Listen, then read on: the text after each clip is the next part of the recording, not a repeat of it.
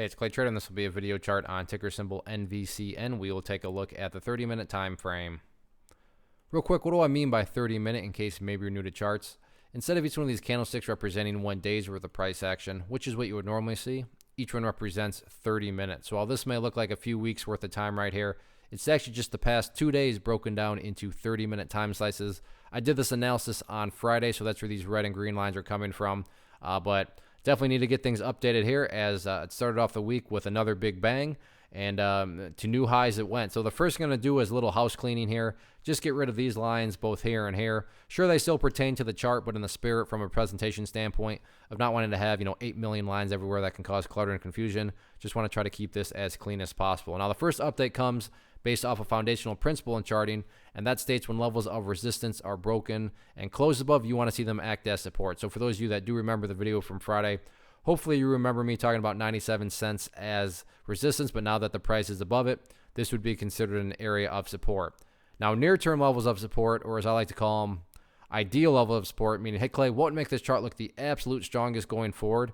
If the price can stay up there above $1.17, that would by far make the chart look the strongest. But don't get me wrong, if the price does drop below $1.17, I'm not saying that everything's ruined or anything like that. I'm just saying that, preferably speaking, best case scenario, that would be the price staying up above $1.17. So $1.17 and then 97 cents there. And then from the big picture of things, the overall trend indicator, keep it on that purple line right there, which is the 50-period simple moving average. I realize it's not relevant right now given it's way down there and the price is way up there, but keyword there being moving average. So as time goes by, that level is going to continue to move upwards. But really easiest way to look at it, overall chart, as long as the price is above that purple line, then the bulls are in full control. The bulls are in full health. Now for the fun stuff, where are some of these next potential battlegrounds at? So let's figure out where some next areas of resistance could be lying in wait.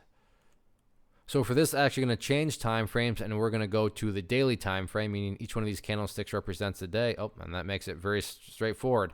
So the next key area of resistance is the very famous 200-day simple moving average, which is that pink line right there. Even if you have just a surface deep understanding of charts, I'm sure you've heard of the 200-day simple moving average.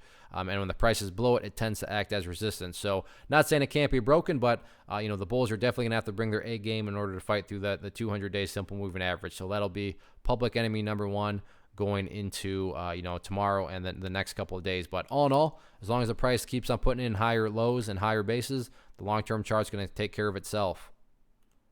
One of the most popular questions I get is, hey Clay, how do you find the stocks that you trade? So what I've done is put together this free resource guide where I talk about the tools that I use to locate stocks that I find interest in and think may have potential. So if that sounds like something that could add value to you as a trader, then by all means, click right there to get access to the guide. The guide itself is very short and to the point, and like I say, it is free. Thanks for watching. Have a good one.